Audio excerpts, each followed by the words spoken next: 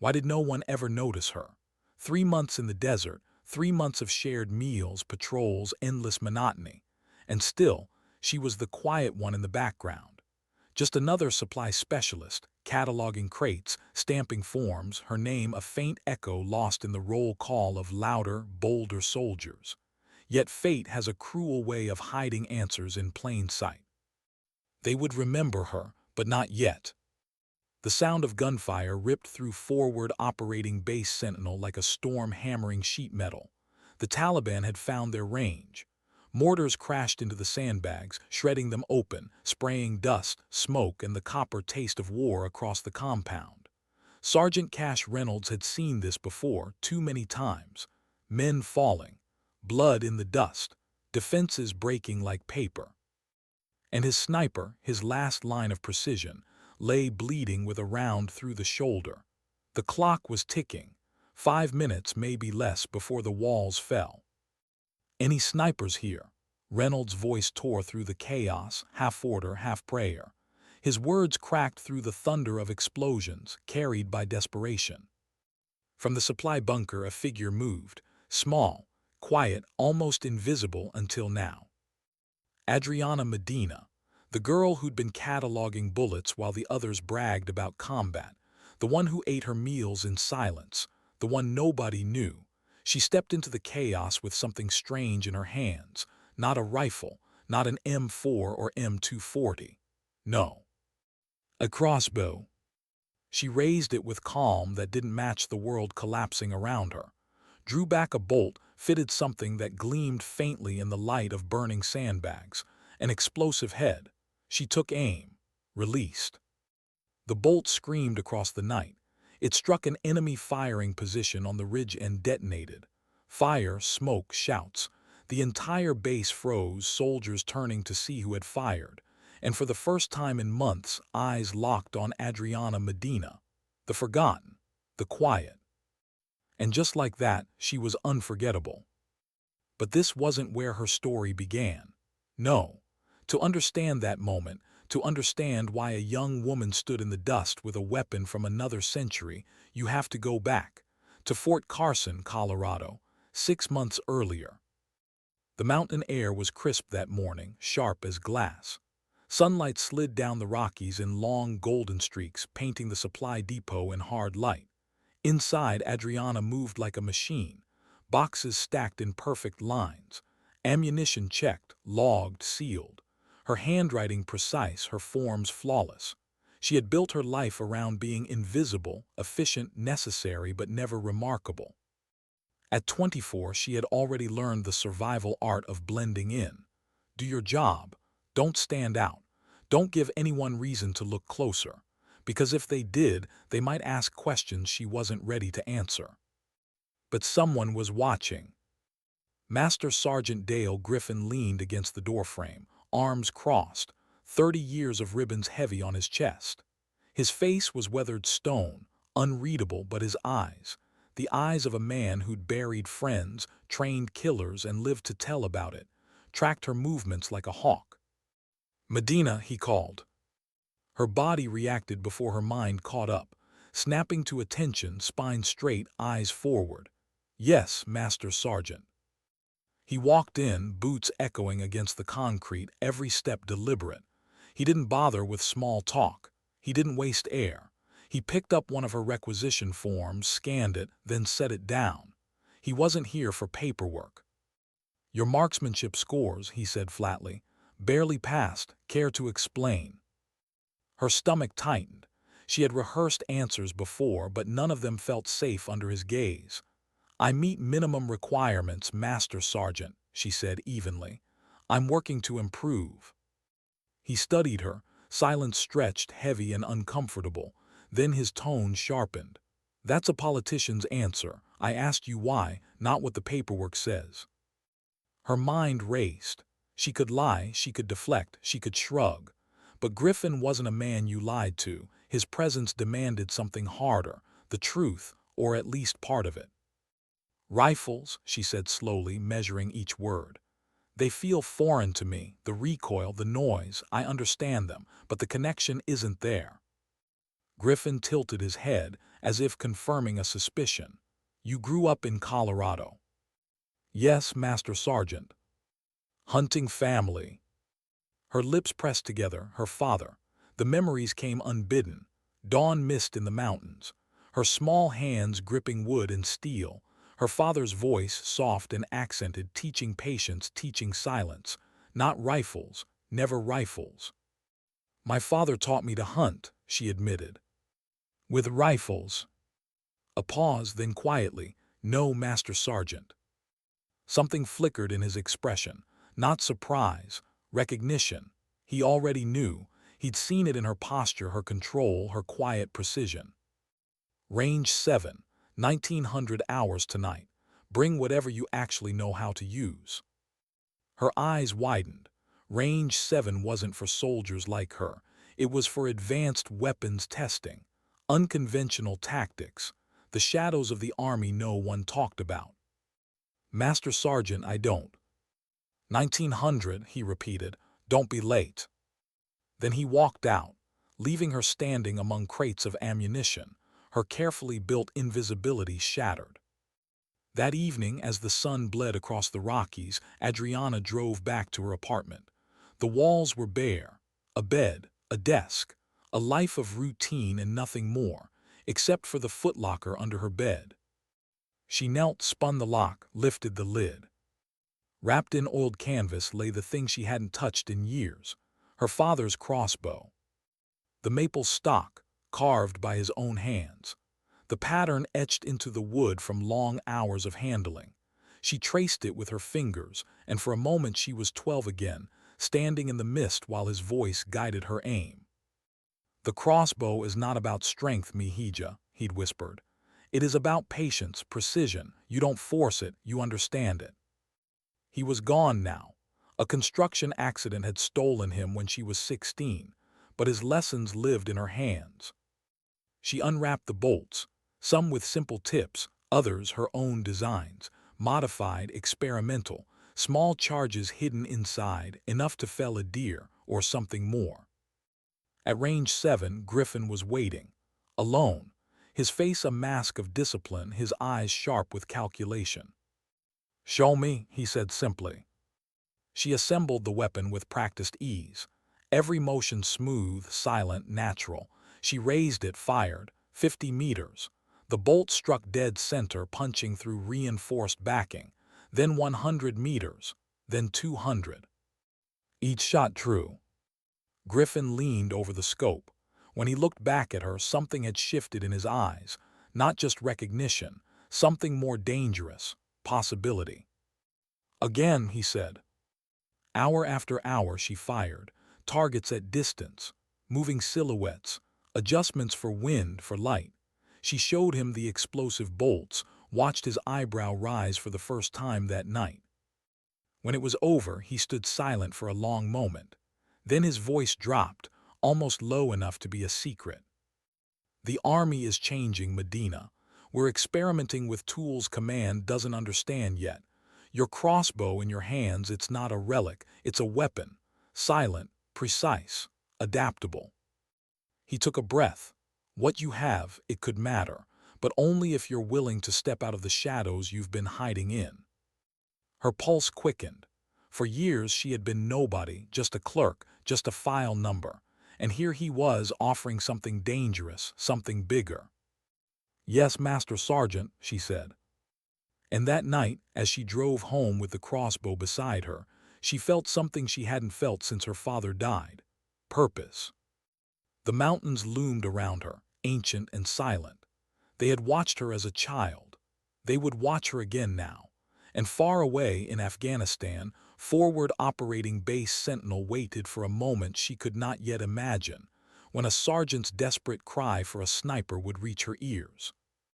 And when it did, the quiet girl with her father's weapon would answer. Because sometimes the forgotten don't stay forgotten. Sometimes the invisible step into fire. And when they do, legends are born. Why did she agree so quickly? That was the question Adriana asked herself every night that first week. Why had she said yes to Griffin's offer with no hesitation, no doubts, no second thoughts? because somewhere inside her, she'd been waiting for someone to see what she'd been hiding all her life. By day, she remained the supply specialist, invisible, paperwork and pallets, smiling politely, answering with yes, sergeant, and no, ma'am. Her world looked unchanged to everyone else. But by night, when the base quieted and the drills ended, she stepped onto Range 7 and her world split in two. Griffin stripped her down and built her back up. "Your father taught you to hunt animals," he said during their fourth session, his gravel voice steady as the evening wind. "I'm teaching you to hunt men who hunt back. That's a different kind of calculation." Her arms burned from rapid reloads, sweat soaking her uniform despite the cool Colorado air. Her breath came in controlled bursts as she tracked silhouettes flashing in and out of darkness. 4 bolts, 4 kills, 17 seconds. She lowered the crossbow. "Acceptable." "Acceptable isn't enough," Griffin replied, his stare cut like shrapnel. "When the enemy is trained, acceptable gets you dead. Tomorrow we add smoke, noise, incoming fire. You need to prove you can stay calm when the world screams at you to panic." She nodded, though inside her stomach twisted. It was one thing to breathe in the quiet, to fire with still water inside her chest. It was another to be tested under fire. But that was exactly what he demanded. For 6 weeks she lived a double life. Supply during the day, shadows at night. She moved crates, signed forms, shared the mess hall with soldiers who barely remembered her name. And then, in the hidden hours, she became something else. One evening, Griffin wasn't alone. A man stood waiting with him. Lean frame, weathered skin, eyes like someone who'd lived too long in hostile places. "Chief Warrant Officer Hayes," Griffin introduced. "He's here to help refine your system." Hayes lifted the crossbow from its case with careful hands, studying it like an artifact. "Solid work. Your father built the foundation. You've kept it alive." Adriana said nothing, but the words landed heavier than he knew. Her father wasn't just in the wood grain. He was in every shot she ever took. "Let's take this beyond what one person in a garage can do," Hayes said. For hours he showed her enhancements no catalog had ever listed. Modular bolt tips, a loading mechanism that cut reload time nearly in half, specialized payloads for breaching, for silent elimination, for disruption. By the end of the night, her crossbow wasn't just hers anymore. It was something new, something born for war. But new weapons meant new questions, questions she wasn't sure she wanted asked. 2 weeks later, Captain Samantha Clark walked into the supply depot. Sharp, composed, eyes that missed nothing. She was the kind of officer who earned respect not with rank, but with competence. Adriana had watched her in formation, seen the way men twice her size straightened at her presence. "Impressive operations, Specialist Medina," Clark said, scanning her inventory. "Your predecessor left this place a mess. You've turned it into a model facility." "Just following standard procedures, ma'am." Clark looked up, and the weight of her gaze pressed harder than Griffin's. "Standard procedures don't produce this level of precision." Adriana held her breath. "I've reviewed your file, perfectly average, except nothing about this operation is average. And Griffin been requesting unusual access to Range 7. Her pulse spiked. She forced calm into her voice. "Yes, ma'am. He requested my assistance with equipment testing." Clark's expression didn't change, but her silence said more than words. Finally, she closed the file. "Keep up the good work. And if you ever decide supply isn't the limit of your talents, my door is open." When Clark left, Adriana remained frozen among crates of ammunition. Someone had noticed. That evening she told Griffin. He only nodded. "Clark's sharper than most, but she doesn't know specifics, and if she did, she might even protect you when the time comes." The time, always that phrase, like the future was an ambush neither of them could yet see. Weeks passed and the whispers grew louder. Corporal Sanders started watching her with a veteran's eye. Specialist Valdez, the communications expert, began asking her for advice on equipment placement. Even Lopez, the only other woman in the company, slid beside her at lunch one day and asked quietly, "Is it true that Griffin's training you?" Adriana gave the safest answer she could, "Nothing official." Lopez nodded. "The guys respect Griffin. If he's investing in you, that means something. I just wanted you to know you're not invisible anymore." That night, the words replayed in her head as she disassembled the crossbow on her kitchen table. She'd spent years surviving on invisibility. Now it was slipping away. And deployment was coming. 6 weeks, Afghanistan. The thought made her chest tighten. She remembered her father's lessons: patience, silence, precision. But those were lessons for hunting animals. Griffin had been right. A deer didn't shoot back. Would she hold steady when it wasn't targets on a range, but men with rifles in the dust of a foreign war? She didn't know. And yet she couldn't stop. Each night she went back. Each night she drew the bow, fired, reloaded, fired again. Faster, sharper, deadlier. Each night Griffin added something new. Simulated mortar fire, blinding lights, moving silhouettes that appeared and vanished in chaos. And every time she thought she had reached her limit, he pushed her further. "Your instincts are good," he told her one evening, watching her nail a target at 250 meters. "But instincts alone don't win wars. Discipline does. Your father gave you instincts. I'm giving you discipline." She lowered the crossbow, breath ragged. "And when discipline fails?" His gaze didn't waver. "Then you fight with heart, but you don't plan for failure. You plan to outlast everyone else." Those words stayed with her, through exhaustion, through doubt, through every whispered rumor in the mess hall. And when Captain Clark summoned her to Range 7 for a demonstration, Adriana knew the last veil of invisibility had been torn away. The captain's arms were crossed. Griffin stood beside her, silent. The targeting system hummed, silhouettes glowing faint against the night. "This simulates a base defense," Clark said. "Multiple threats, short window. Normally this would require several riflemen. I want to see what you can do alone." It wasn't a request. Adriana's hands shook as she unlatched the case. She assembled the crossbow under Clark's scrutiny. Every piece clicked into place like ritual. She loaded a bolt, breathed once, twice. The world narrowed. Targets appeared, 50 meters, 100, 200. She moved like water. Draw, fire, reload, fire. No conscious thought, just flow. Just her father's voice in memory, her muscles repeating every lesson. The last target fell, silence. 8 targets, 43 seconds. Clark walked to the console, checked the readout. 0 misses. When she turned back, her expression was unreadable. "Your file says you're a supply specialist," she said. "Marginal with a rifle, but this." Adriana met her gaze, steady. "This is what I know, ma'am. If the moment comes, I'll use it." Clark was quiet for a long time. Then she nodded once.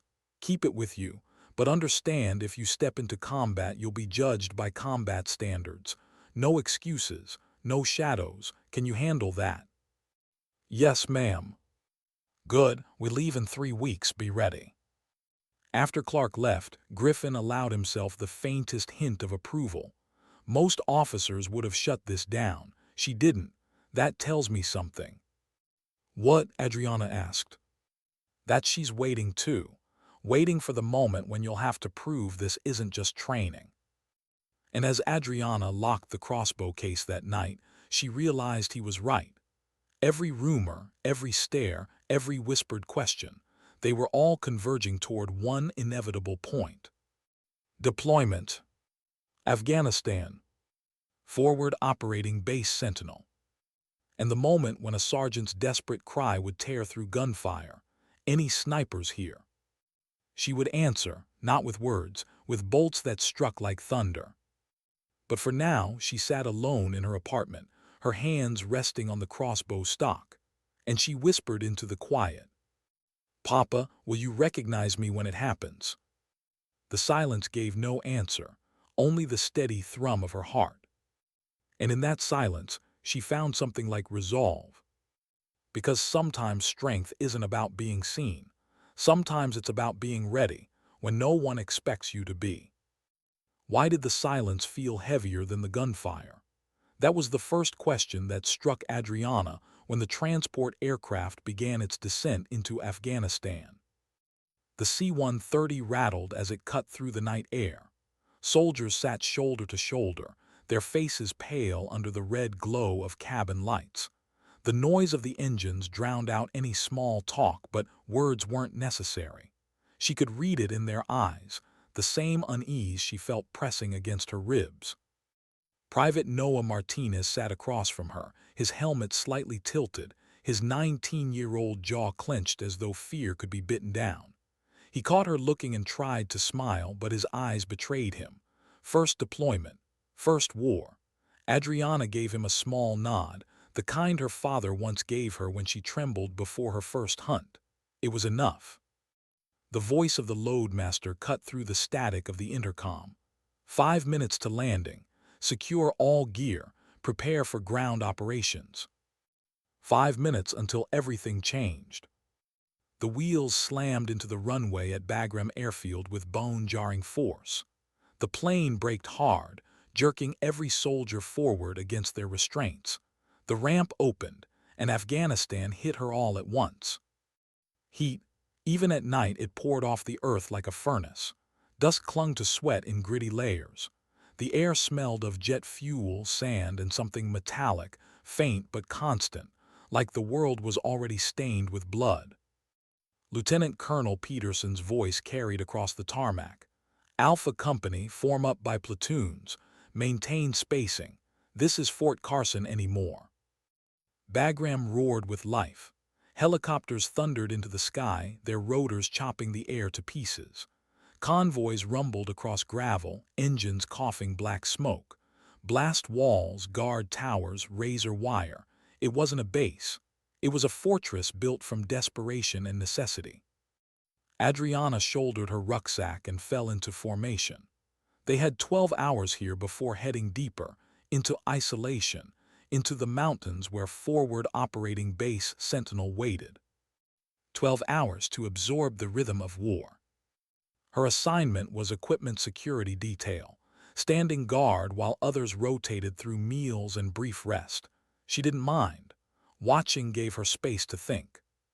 Corporal Sanders appeared an hour into her shift, 2 water bottles in hand. "Hydrate," he said simply, passing one to her. She took it grateful, didn't expect it to hit this hard, the heat. Sanders scanned the airfield with the wary calm of a man who'd seen this before. Afghanistan specializes in surprises, usually unpleasant ones. First deployment. "Yes, Corporal. Focus on one thing at a time. The guys who struggle are the ones who try to process it all at once, like a training manual can explain chaos. It can't. Stay flexible. Adapt." He gestured toward the faint outline of mountains in the distance, black ridges cutting the horizon. "Sentinel sits out there, isolated, beautiful if you forget about the people trying to kill you. But you'll learn quick out there, nobody's coming fast if things go bad. We hold on our own." His words stayed with her long after he walked away. Nobody's coming fast. Hours later, their Chinooks lifted them into the mountains. The night was deep, moonlight silvering jagged peaks. The aircraft rattled, vibrating so hard her teeth ached. She wedged herself between crates of equipment, helmet tilted low, eyes fixed on the landscape rushing beneath them. Villages flickered like stars fallen to earth. Narrow valleys, endless shadows. The crew chief raised 2 fingers, 2 minutes. Her pulse quickened. She touched the case beside her, the one marked as communications equipment. Inside, her crossbow lay silent, hidden, waiting. The Chinook flared, slammed onto dirt, and the ramp dropped. Soldiers poured out into the dust. Adriana followed, boots sinking into Afghan soil for the first time. Forward operating base Sentinel revealed itself in scattered lights, sandbagged positions, and plywood structures hunched under corrugated roofs. No grandeur, No comfort, just survival. Staff Sergeant Dolores Herrera, the senior medic, moved among them briskly. Any casualties from transport, heat issues, speak up. When no one did, she nodded. Good, grab your gear, follow the guides. Adriana was assigned to a 12-bunk plywood shack. Metal frames, thin mattresses, no privacy. Her bunk sat in the corner, better for a quick exit. She stowed her gear, locked her crossbow case in the wall locker, and lay back staring at the corrugated roof. Sleep came in fragments. Generators hummed. Boots crunched gravel outside. Somewhere distant, artillery echoed like thunder rolling over mountains. Morning revealed the world in gold and dust. The mountains glowed, beautiful and merciless. Formation gathered on the parade ground. Peterson stood before them. Welcome to Forward Operating Base Sentinel. This is your home, your battlefield. Your mission is simple: maintain security, support special operations, and defend this position against an enemy who knows this terrain better than we ever will. His gaze swept the company.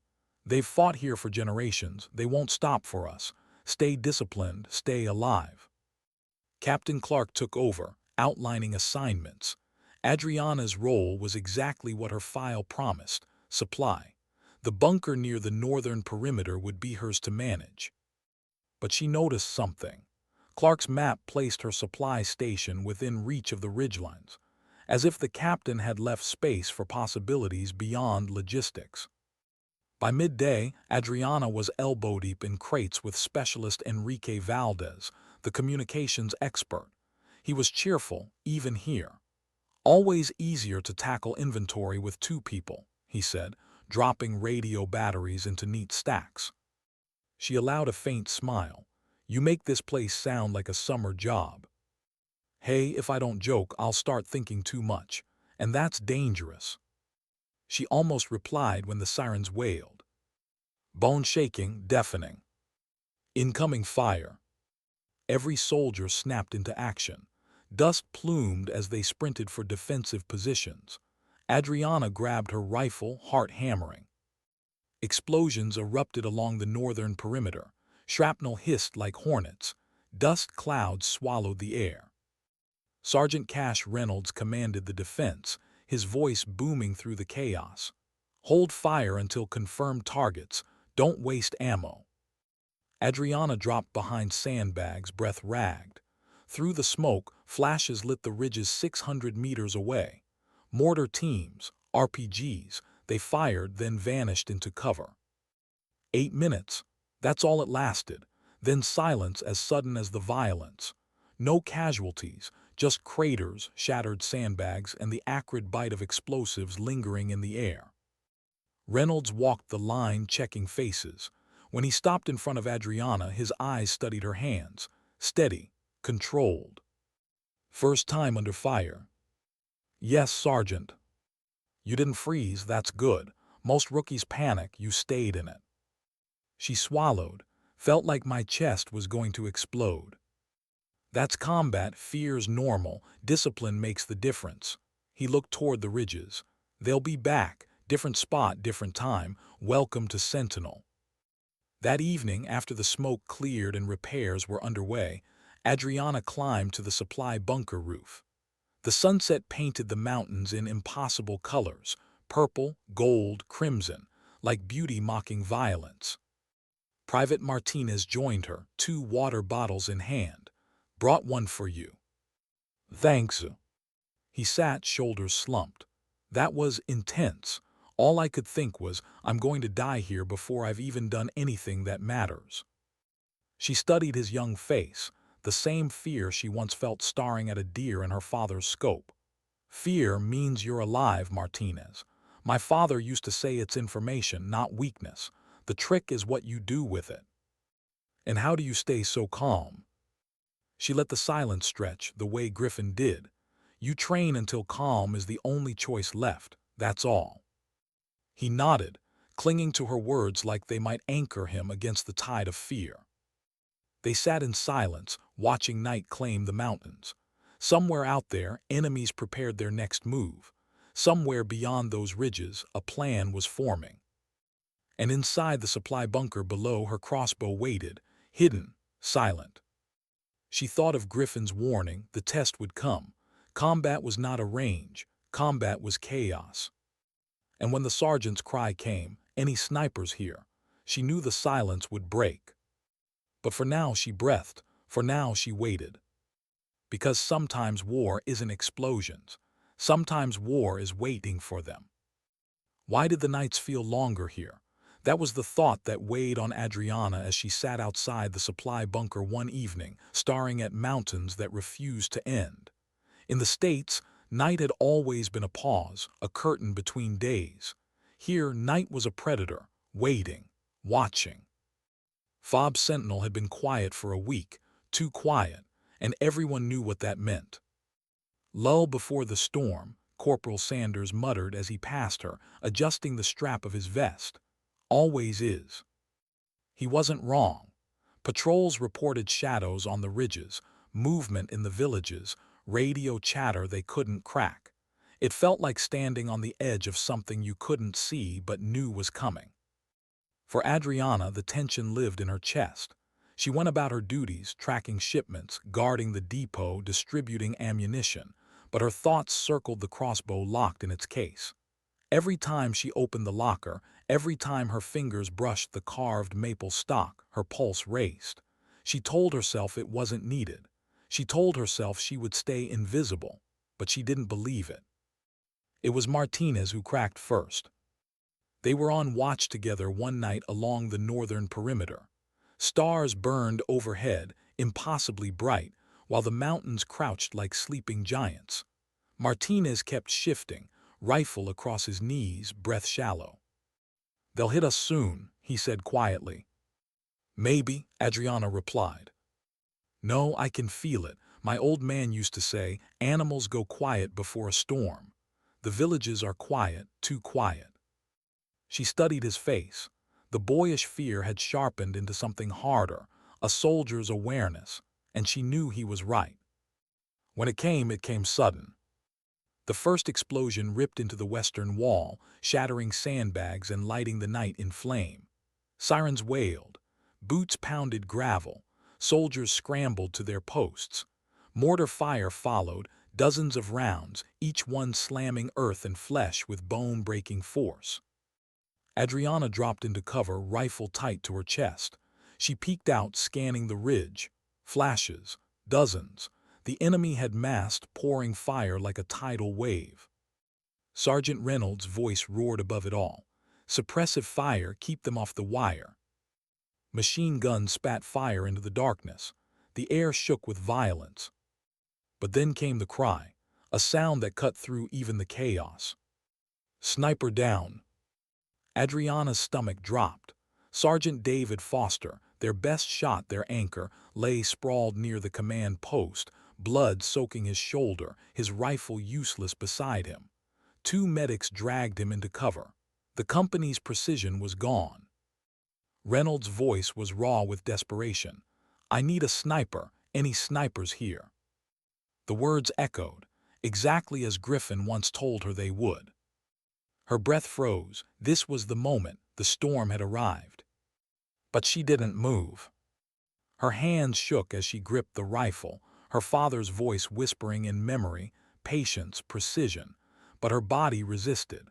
What if she stepped up and failed? What if her bolts missed and soldiers died because she believed she was more than a supply specialist? She stayed frozen, and the battle raged on without her. The next morning the air was heavy with smoke and ash. The attack had been repelled, but barely. The walls were scarred, the company shaken. Foster survived, but his shoulder was ruined. Weeks, maybe months before he could fire again. In the mess hall, voices whispered. "Without Foster, we're exposed. Mortars will cut us to pieces next time."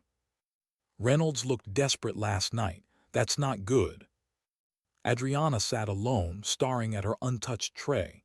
Every word dug into her skin, because she had stayed silent. Later that day, Captain Clark gathered the platoon leaders. Adriana wasn't supposed to hear, but she did.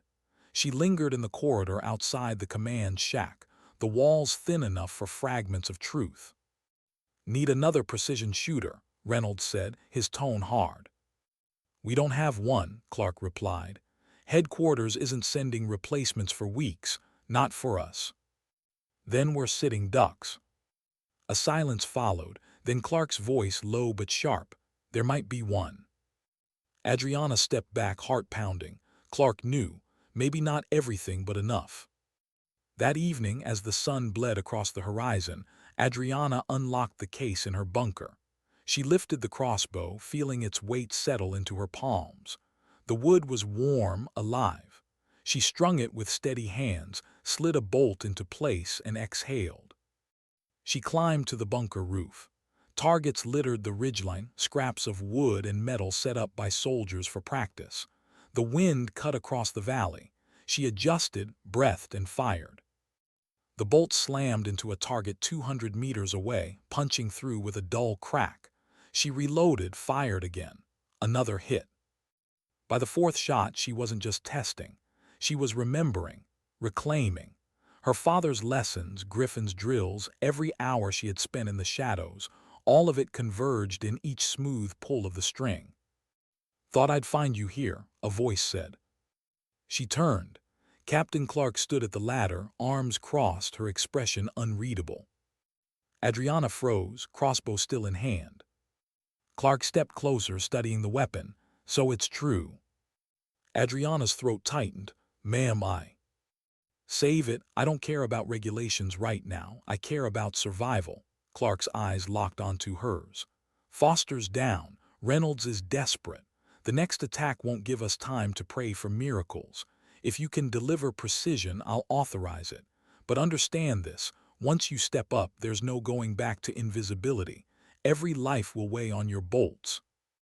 Adriana swallowed. "Yes, ma'am." Clark studied her for a long moment, then nodded. "We'll keep this between us for now. When the time comes, I'll signal you. Until then, prepare." As the captain walked away, Adriana stood trembling. The decision was no longer hypothetical. It was real. The storm had asked its question. And she had answered. That night, Martinez sat across from her in the bunker, polishing his rifle with nervous energy. "You ever feel like we're all pretending?" he asked suddenly. "Pretending what?" "That we're ready, that we're braver than we are. Like if we say it enough, maybe it becomes true." She looked at him, at his young face trying so hard to mask fear, and she recognized herself. For years she had pretended too, pretended to be invisible, pretended that her father's lessons belonged to another life, pretended she was just supply. "Maybe pretending is part of it," she said softly. "But when it matters, you won't need to pretend anymore. You'll just be." He studied her, as if hearing something deeper in her words, but he didn't ask. Later, as the camp settled into uneasy quiet, Adriana lay awake. Her fingers traced the crossbow stock beside her bed. She thought of Griffin's voice, of her father's hand guiding hers, of Clark's unblinking eyes. And she understood something she hadn't before. War doesn't wait for permission. War doesn't care about files or ranks. War drags you out of shadows, whether you're ready or not. And soon, Sergeant Reynolds would shout again. "Any snipers here?" And this time she would rise. Why does courage always arrive at the last possible second? That was the thought pounding through Adriana's mind the night everything broke open. The attack began with whispers of movement beyond the wire. Martinez, on watch, swore he saw figures darting between rocks. Sanders dismissed it at first. False alarms were common here, but then the mortars started. One after another, shells tore into the compound. The ground bucked, dust swallowed the air. Sirens wailed, boots scrambled. Adriana was already moving, rifle slung across her chest, crossbow case clutched tight. She sprinted through smoke and chaos to the northern bunker, the case banging against her thigh with every stride. She wasn't invisible anymore. Not tonight. Reynolds' voice roared over the storm. "Positions, return fire, don't let them breach." Machine guns lit up the ridges. Tracers carved red streaks through the dark. But the enemy was clever, spread across multiple ridgelines, firing and vanishing, always moving. Mortars dropped with surgical cruelty, pounding weak spots in the walls. And then, as before, came the shout. Sniper down. Private Hale, Foster's temporary replacement, lay sprawled in the dirt, a round tearing into his chest plate. Alive but broken. The company's precision was gone again. Reynolds spun in fury, voice raw with desperation. Any snipers here? I need a shooter. For a heartbeat, silence answered him. Just the storm of war, just chaos. Then a voice rose above it all. Quiet, steady, but clear enough to cut through everything. I'm here, Sergeant. Every head turned. Adriana stepped forward, crossbow raised, explosive bolts glinting faintly in the firelight. The case hung open at her side, more bolts waiting. For a split second, the world seemed to freeze. Soldiers gawked. Some blinked in disbelief. Others laughed as though battle had finally driven someone mad. Reynolds stared at her like he was seeing her for the first time. What the hell is that? My weapon, she said simply. He opened his mouth, then shut it. Mortar fire slammed into the perimeter again, rattling the earth. She looked him in the eye. Give me a target, Sergeant, or watch us bleed. The moment stretched. His jaw worked, torn between disbelief and desperation. Then his voice snapped into command. Ridge, 2 o'clock, mortar team, take them out. Adriana dropped to a knee, steadied her breathing, and drew back the string. She sighted through the smoke, 3 figures on the ridge, one adjusting a tube, one loading, one scanning. She exhaled, released. The bolt streaked across the night, whisper quiet until the explosive head detonated. Fire engulfed the mortar team. Screams carried on the wind. For an instant, everything stopped. Soldiers froze mid-fire. Even the enemy seemed stunned. Then Reynolds barked, reload. She did, smooth, efficient, muscle memory, another ridge, another team, bolt away, another explosion. The silence shattered into a roar, cheers, shouts, renewed firepower. Machine guns hammered, soldiers rallied. Adriana kept firing, one bolt after another, each shot precise, each explosion scattering men who thought themselves untouchable. By the time the last mortar tube fell silent, the ridges burned with pockets of fire. The enemy, stunned and broken, faded back into the mountains, retreating, defeated. And Fob Sentinel still stood. The battlefield fell quiet, except for the ragged breaths of men who couldn't believe what they had just seen. Adriana lowered the crossbow, her arms trembling, her chest burning. All eyes were on her. Martinez's face was wide with awe, mouth half open. Sanders shook his head slowly, as if trying to convince himself this wasn't a dream. Valdez muttered something under his breath in Spanish, crossing himself. Reynolds stepped forward, staring at the weapon in her hands. For a moment, no words came. Then he spoke, voice low but heavy with something new, respect maybe, or something close to it. You just saved this base, specialist. Adriana swallowed hard. The crossbow felt heavier than it ever had before. She wanted to feel proud. She wanted to feel alive. But instead she felt the weight of every man she had just killed pressing into her chest. She nodded once, unable to trust her voice. The medics carried Hale to the aid station. Soldiers returned to their posts. Repairs began even as dust still hung in the air, but the whispers spread faster than fire. She took out the mortars. With a damn crossbow. Never seen anything like it. By morning, everyone on base knew her name. Adriana Medina, the quiet girl from Supply, the invisible one. Not invisible anymore. She sat alone by the bunker at sunrise, her weapon across her knees. The mountains glowed with cruel beauty, as if nothing had happened, as if men hadn't just bled into their soil. Her hands shook now that the adrenaline had drained away. Martinez appeared carrying 2 mugs of instant coffee. He handed her one without a word. They sat in silence, sipping, watching the sun climb higher. Finally, he spoke. "I've never seen anything like that. You're not what any of us thought you were." She managed a faint smile. "I'm not what I thought I was either." He nodded, quiet for a long time, then softly, "Last night I thought I was going to die, and then you showed up. You saved us." The words landed heavy. She wanted to tell him not to thank her, that saving them meant killing others, that nothing about it felt clean. But she said nothing. Because war wasn't clean. Later, Captain Clark summoned her. The command shack was dim, lit only by a single lamp over the map table. Reynolds stood in the corner, arms folded, eyes still burning with the memory of what he'd seen. Clark studied Adriana as if measuring her against invisible scales. Finally, she spoke. "What you did last night will go in my report, but you know as well as I do, headquarters won't understand it. They'll question it. They'll try to bury it." Adriana stayed silent. Clark leaned forward. "But I won't, because whatever that weapon is, whatever you are, you kept us alive, and that matters more than paperwork." Reynolds' voice was rough. "Never thought I'd say this, but we need her, officially or not." Clark nodded. "From this moment forward, you're no longer just supply. When the time comes when precision is needed, you'll step up, quietly, off the books. Do you understand?" "Yes, ma'am." Clark's gaze softened just for a heartbeat. "You carry more than a weapon specialist. You carry expectation. That's heavier than any rucksack. Don't let it crush you." Adriana left the shack with the words lodged deep in her chest. Expectation.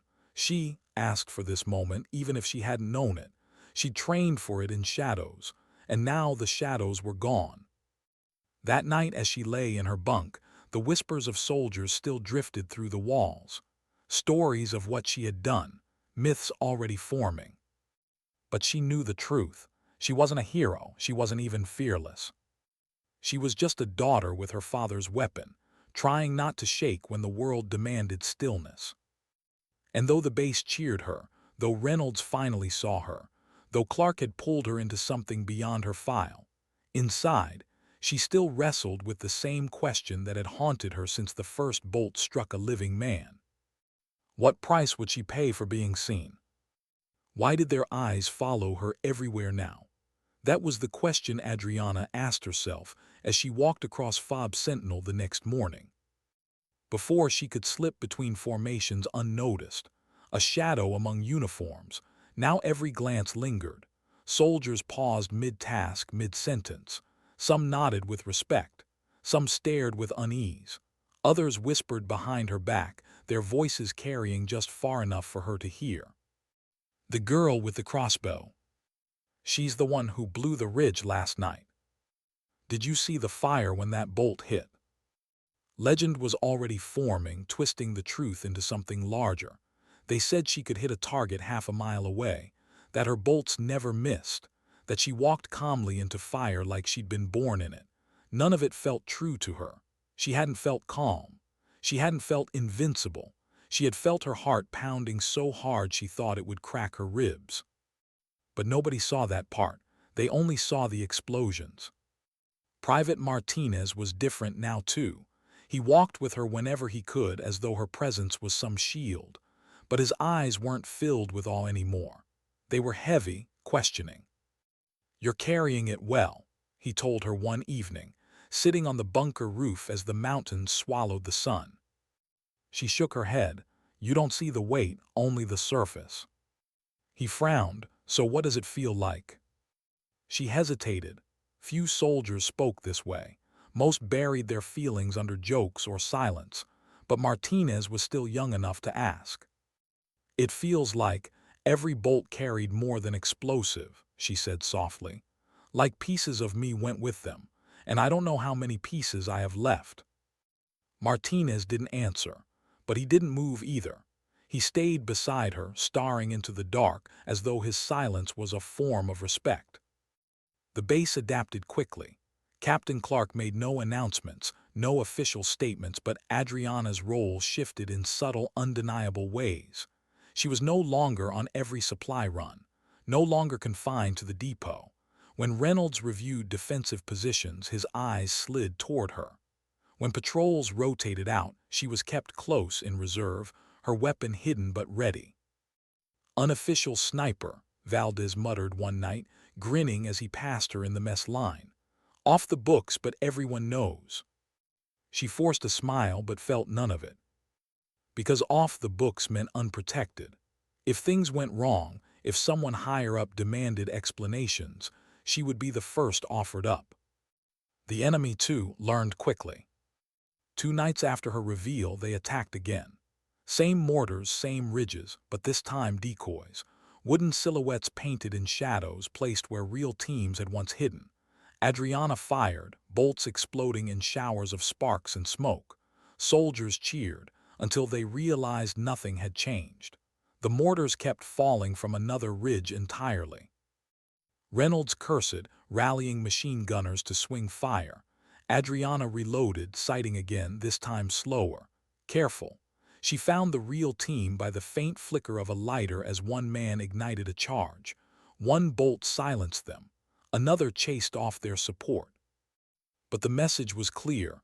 They were watching her now, adapting. That night Clark called her into the command shack. The captain's eyes were harder than before. "They know," Clark said simply. Adriana nodded. "I saw the decoys. They'll keep changing tactics. They'll come for you directly if they can." The words sent a chill through her veins.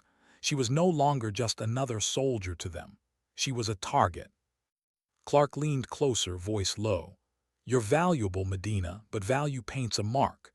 You need to be sharper, faster, smarter than every man out there, or this ends badly." Adriana left the shack with the warning echoing in her chest. Valuable, marked, a hunter but also prey. Her dreams turned restless.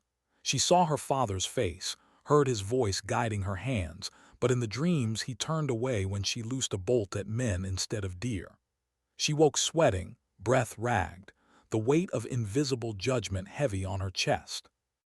During the day, she buried herself in drills.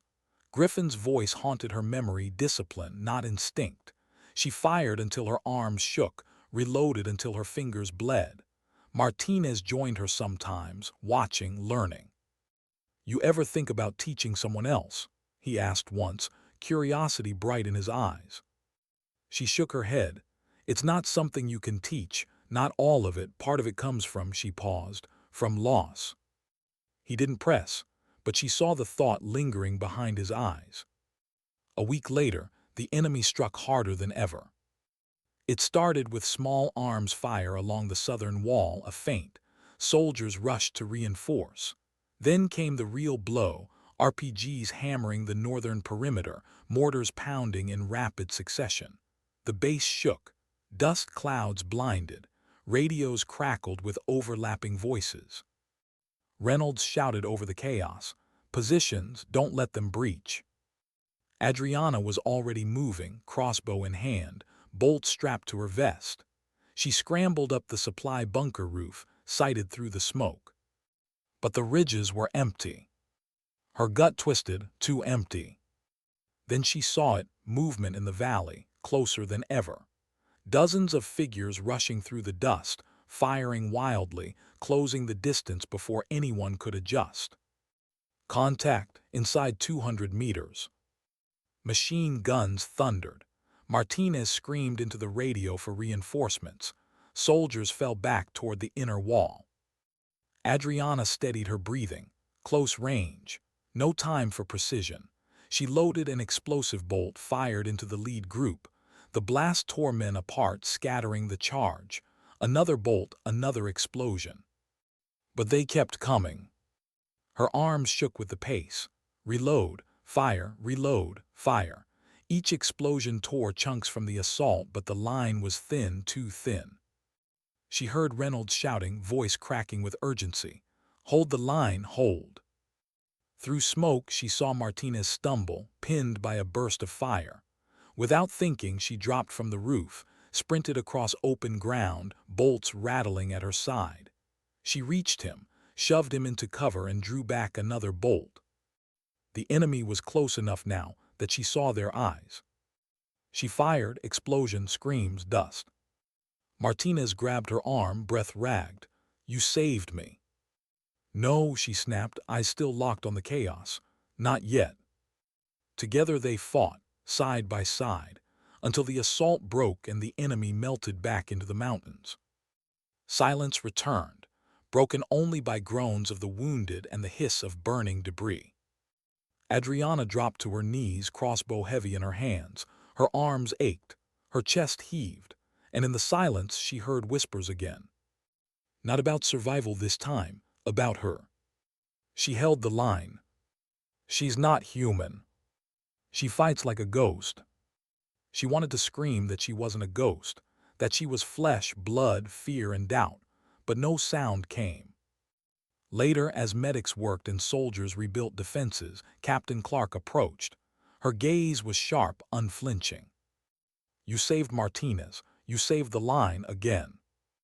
Adriana shook her head. "I didn't save them all." Clark's voice softened just slightly. "No one ever does, that's war." But Adriana didn't feel comfort. She felt the weight of every face she hadn't saved pressing down on her chest. That night, alone in her bunk, she whispered into the dark, "Papa, am I losing myself?" No answer came, only silence heavy and merciless. And she realized something new. The enemy wasn't the only one adapting. So was she. And the more she adapted, the less she recognized the girl who once believed invisibility was safety. Why did it feel like every shot was aimed at her? That question haunted Adriana the moment the enemy shifted its focus. It began with the sound. A crack in the night, sharper than mortar fire. A sniper round, close enough to bite the sand near her boot. Another slammed into the bunker wall beside her head. Then another. Each one impossibly precise, like the shooter wasn't just firing at soldiers but at her. Reynolds dragged her down behind cover. His voice was low, urgent. "They know who you are now. You're not just another target, you're the target." Her pulse thundered. She'd expected this eventually, but expectation and reality weren't the same. The enemy had learned. If they silenced her, the legend they feared would vanish and the base would crumble. That night she lay awake, staring at the corrugated ceiling. Whispers drifted through the thin plywood walls. "They're gunning for her. She's the reason we're still alive. If they take her out, we're done." Martinez sat on the edge of her bunk, face pale in the moonlight. "You hear them, don't you?" She nodded. "They think you're invincible." "I'm not." Her voice cracked, quiet but sharp. "I bleed like anyone else. I miss like anyone else. I'm terrified, Martinez. Every time I draw that string, I wonder if this is the time it fails. If this is the time I fail." He was silent for a long moment. Then, "Doesn't matter, they don't see fear, they see what you give them, and right now they need it." His words cut deep, because she knew he was right. She had become more than herself, and that was the problem. The next assault came 3 nights later. The enemy shelled the southern perimeter, but it was a distraction. The real strike came from the east, sniper fire, coordinated and precise. Every round aimed at positions she favored, corners she'd used, vantage points she'd chosen. Reynolds cursed as a bullet cracked into the sandbags inches from her. "They're hunting you, Medina. You need to pull back." But she didn't. Instead, she crawled to the supply bunker roof, crossbow in hand, the night alive with tracers. Her breath slowed. Her world narrowed to shadows and wind. And then she saw him. A glint of glass on the ridge, a silhouette shifting just enough to betray his position. She drew, released. The bolt streaked across the valley, detonating in a flash. The sniper's perch erupted, scattering rock and fire. The men around her cheered, but she felt no victory. Just the hollow weight of killing someone who, moments before, had been locked in the same deadly patience she lived by. Another reflection of herself, now gone. After the battle, she couldn't eat, couldn't sleep. Martinez found her by the wire, staring into the mountains. "You look like a ghost," he said gently. "Maybe that's what I'm becoming," she whispered. He put a hand on her shoulder. "No, you're flesh and blood, and you keep us breathing, don't forget that." But she was forgetting what it meant to be Adriana Medina, the quiet supply clerk, forgetting the girl who once believed invisibility was her only shield. Now everyone saw her, and it was crushing her. Clark noticed. She summoned Adriana one morning, her tone softer than usual. "You're carrying more than most could, but I see it in your eyes, the weight. Don't let it break you." Adriana shook her head. "It already is." Clark leaned forward, voice low. "Listen to me. Strength isn't the absence of breaking. Strength is breaking and still choosing to stand. You think men like Reynolds or me haven't broken 100 times. We just hide it better. Don't confuse silence with strength." The words stung because they were true. That evening, another attack came, heavier than any before. Mortars rained, RPGs tore at the wire, small arms fire screamed against the walls. And this time the enemy came closer, closer than ever, until shadows breached the perimeter itself. The compound roared with chaos, shouts, explosions, screams. Reynolds bellowed orders. "Hold the inner line, don't let them through." Adriana fought from the bunker roof, bolts detonating in sprays of fire. But there were too many. Through smoke, she saw Sanders fall, blood painting his uniform. Martinez dragged him back, screaming for a medic. Valdez fired until his rifle clicked empty, then fought with bare hands. The base was crumbling. Reynolds' voice cracked with desperation. "We need a miracle." And then Adriana stood tall on the roof, crossbow glowing in the firelight. She drew back, fired, reloaded, fired again. Every bolt was thunder. Every shot broke another charge. Soldiers rallied to her, their cheers mixing with gunfire. For a moment, she wasn't just a soldier, she was a symbol. And symbols don't bleed. But she did. A round tore into her side, spinning her off balance. Pain seared white-hot. She dropped to one knee, blood soaking her uniform. Martinez screamed her name, sprinting toward the ladder. "Adriana." She gritted her teeth, forced herself up, and fired again. One more bolt, one more explosion. The enemy broke, faded back into the mountains. Silence fell over Sentinel, broken only by the moans of the wounded and the hiss of burning walls. Martinez reached her, panic in his eyes. "You're hit." She waved him off, breath ragged. "It's not fatal." He stared at her, tears shining. "You can't keep doing this. You can't keep carrying all of us." Her vision blurred, but her voice was steady. "I don't have a choice." Later, as medics patched her wound, whispers spread again. She stood on the roof. She broke the charge. She bled and didn't fall. The legend grew, and with it the weight on her shoulders. That night, alone in the aid tent, Adriana stared at the crossbow beside her cot. The wood was stained with dust and blood, her blood. She whispered into the silence, "Papa, am I still your daughter, or have I become something else entirely?" No answer came, only the steady beep of monitors. And she realized the truth. She wasn't invisible anymore. She wasn't forgotten. She was seen too much, too brightly. And the brighter the flame, the shorter it burns. Why does the world always test us at our weakest? That was the thought pressing into Adriana's mind as she sat on her bunk, stitches pulling at her side, the air thick with whispers of the next attack. She was healing, but not fast enough. Every step hurt. Every breath reminded her she was human, yet the soldiers around her looked at her as if she were more than that, as if she were armor wrapped in flesh. "Medina will hold the line. She always does. They can't touch us while she's here." The words spread like gospel, but inside she was crumbling. Martinez brought her water that night, sitting quietly at her side. His voice was soft. "You don't have to carry their faith alone." She gave him a tired smile. But I do, because if I let it drop even once, the whole base falls with it. He looked at her, eyes heavy with something more than fear, something like admiration, something like love, but he said nothing. The storm came 2 nights later. It began at dusk as the last light bled over the mountains. Shadows swarmed the ridges more than ever before. Mortars howled. RPGs screamed. Machine guns roared in reply. This wasn't harassment. This wasn't testing the line. This was annihilation.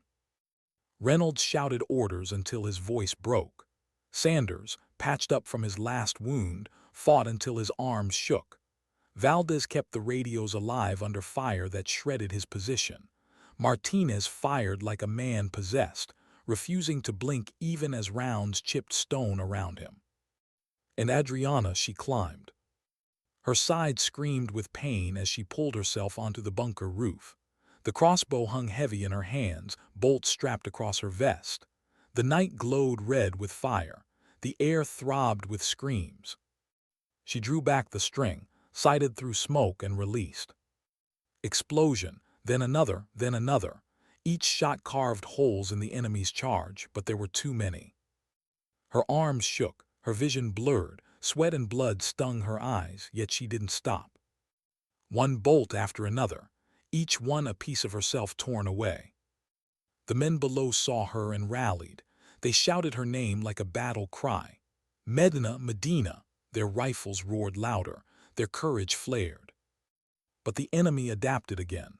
Snipers zeroed on her position, rounds snapping the air.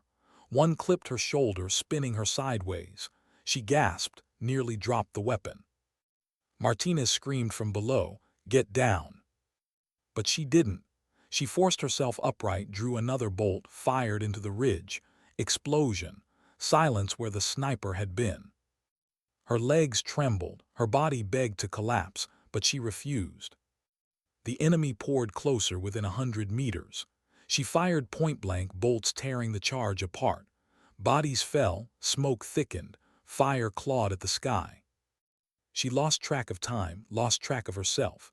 Only the rhythm remained: draw, fire, reload, fire. Until her quiver was empty.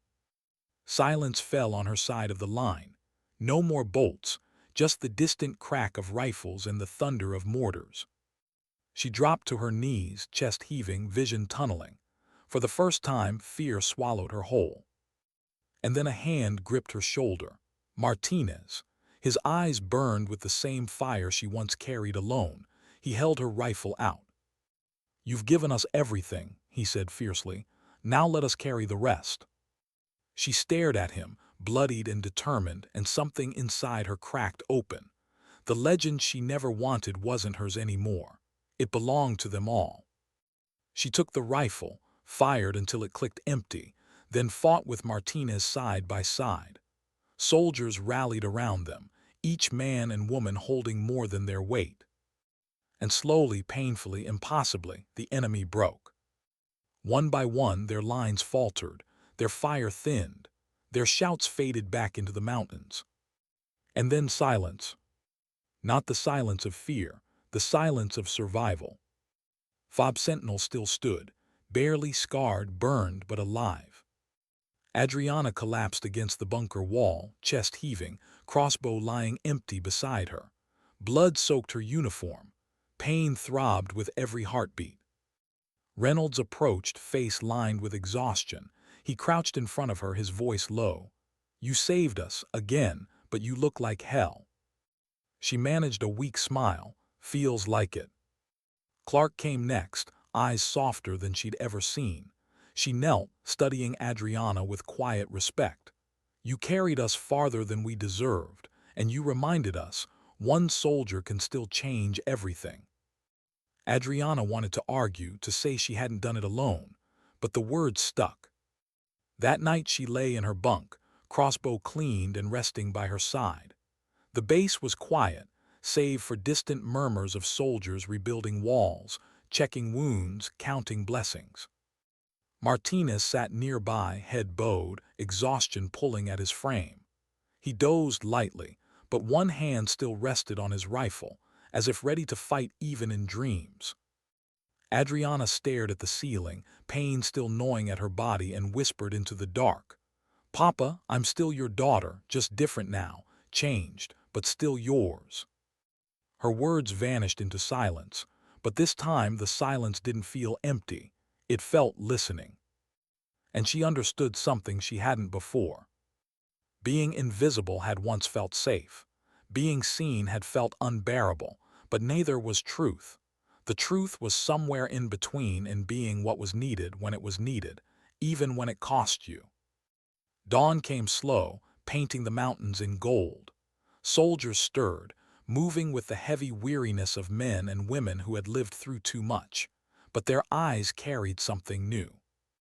Not fear, not doubt, something steadier. Hope. And when they looked at Adriana Medina, they didn't just see a weapon. They saw resilience. They saw the quiet girl who refused to stay forgotten. She rose slowly, crossbow in hand, and stepped into the sunlight. Because sometimes strength isn't loud. Sometimes it doesn't shout or demand. Sometimes strength is quiet, patient, precise. Sometimes dignity doesn't speak. It simply acts.